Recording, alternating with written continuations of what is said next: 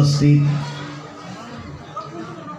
মুকলি জলসাহৰ সভাপতি সাহেব, ষ্টেজ ৰৌনক ওলমায়া আহলে সুন্নত, মোৰ আগত বহি থকা সৰু ডাঙৰ ভাই বন্ধু বাবাসকল, পৰ্দা নচিন মা ভনীসকল, সকলোকে মোৰ অন্তৰৰ পৰা এটি সালাম যাচিছোঁ। আসসালামু আলাইকুম ওয়া রাহমাতুল্লাহি ওয়া বারাকাতুহু। ওয়া আলাইকুম আসসালাম ওয়া রাহমাতুল্লাহি ওয়া বারাকাতুহু। মই কোনো ওয়াজিন ব্যক্তি নহয়, মই যে ওয়াজ কৰি আপোনালোকৰ দিল গলাম। তথাপি মোৰ বন্ধু আমিনুল ইছলাম ভাইয়ে তেখেতে 2-4 আশাৰ ক'বৰ কাৰণে মোক আহিব দিলে। মই একমাত্ৰ আপোনালোকৰ তৰফৰ পৰা দোৱা ল'বৰ কাৰণে খাৰা হৈছোঁ। আপোনালোকে দোৱা কৰিব যাতে আল্লাহ জাল্লা শানহু আম্মা নৱালহু মোক দিনৰ খেদমত কৰিব তৌফিক দান কৰে। আমিন আমিন। তাৰপিছত এতিয়া আয়াতে কাৰিমা তেলাৱাত কৰিছোঁ। ইয়াৰ অৰ্থ কৈ মোৰ বক্তব্য মই সামৰণি মাৰিম।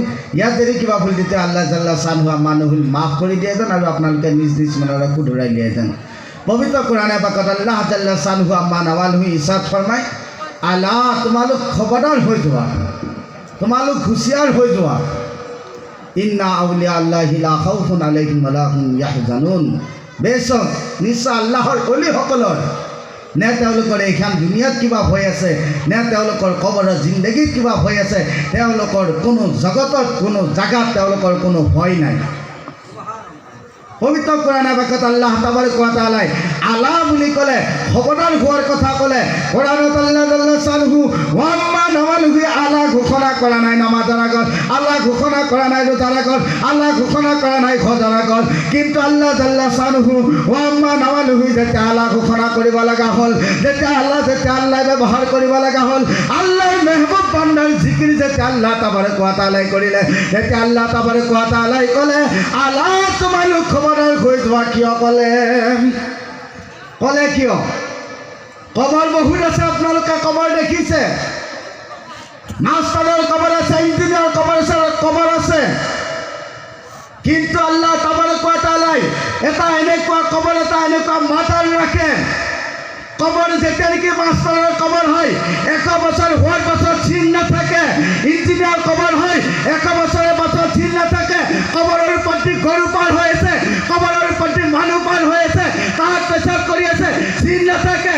এতিয়া আল্লাহ ব্যৱহাৰ কৰিছে তাৰ সন্মান ৰাখিবৰ কাৰণে। যেতিয়া নেকি আল্লাহৰ অলি দুনিয়াৰ পৰা গুচি যায়, আল্লাহ তাবাৰক ওয়া তাআলাই মাতাৰ মুবাৰক বনাই গ'লে কবৰৰ চিনাক্ত কৰি দিয়ে। কওক সুবহানাল্লাহ। সুবহান নারে তাকবীর, নারে রিসালাত, মাসলাকে আলা হযরত, নারে তাকবীর। আল্লাহু আকবার। আজি আপোনালোকে যাব আজমিৰ জমিনত 800 বছৰ হৈ গ'ল। আল্লাহৰ অলি খাজা মঈনুদ্দিন চিশতি ৰহমাতুল্লাহ আলাইহ মাতাৰ মুবাৰকৰ ওপৰত কোনোবা যাব পাৰিছে নেকি? তাক কোনোবাই প্ৰমাণ কৰিব পাৰিছে নেকি? কাৰণ আল্লাহ যে কোৰাণত ঘোষণা কৰিছে, খবৰদাৰ মাতাৰ বনাই পেলাই আজি খবৰদাৰ কৰি দিছে। এতিয়া আল্লাহৰ অলিসকল যেতিয়া নেকি দুনিয়া দি যায়, তেওঁলোকে কি মই যি ক'লোঁ, তেওঁলোকৰ ভয় নাই। তেওঁলোক জংঘলৰ ভিতৰত গৈছে, চাহ চিপি কি আচতি উলিয়া দি থাকে। দিনত গ'লে ভয় লাগে, বাঘৰ ভয়, সাপৰ ভয়, মানুহ যাব নোৱাৰে। এই জেগাত আল্লাহৰ অলি যায়, মাতাৰ মুবাৰক হৈ আছে। আল্লাহৰ অলিৰ ভয় নাই, প্ৰমাণ কৰি দিছে। কওক সুবহানাল্লাহ, সুবহানাল্লাহ, বেশক মাৰহাবা।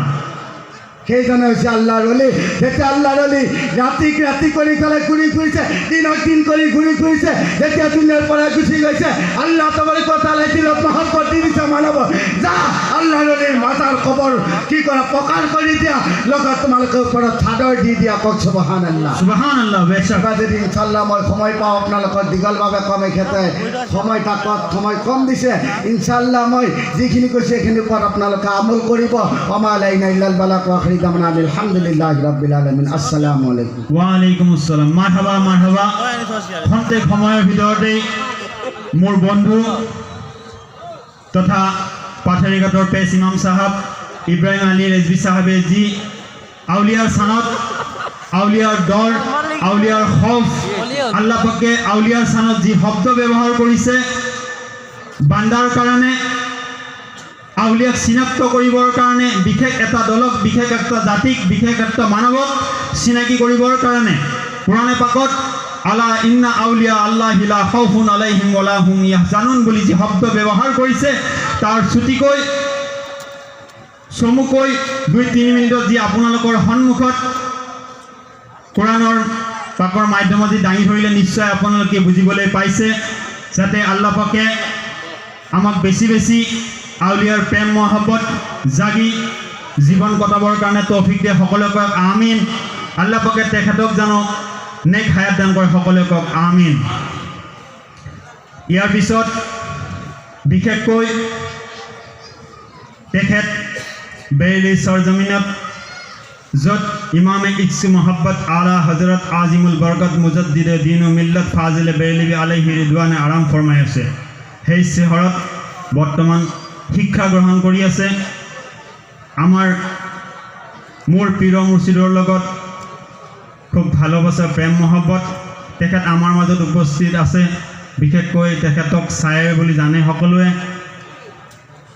তেখেতৰ ছায়েৰৰ মাধ্যমৰ যোগেদি জানো গণি বাবাৰ চানত পীৰ আউলিয়াৰ চানত আপোনালোকৰ সন্মুখত দিলৱাৰ হুছেইন চাহেদি তেখেতক মই তেখেতৰ দুই চাৰিয়াষৰ ছায়েৰৰ মাজত আমাক মনোমুগ্ধ কৰিবলৈ অনুৰোধ জনাম নাৰে তাকবীৰ নাৰে ৰিসালাত মসলকে আলা হযরত বস্তি বস্তি করিয়া করিয়া নারে তাকবীর আল্লাহু আকবার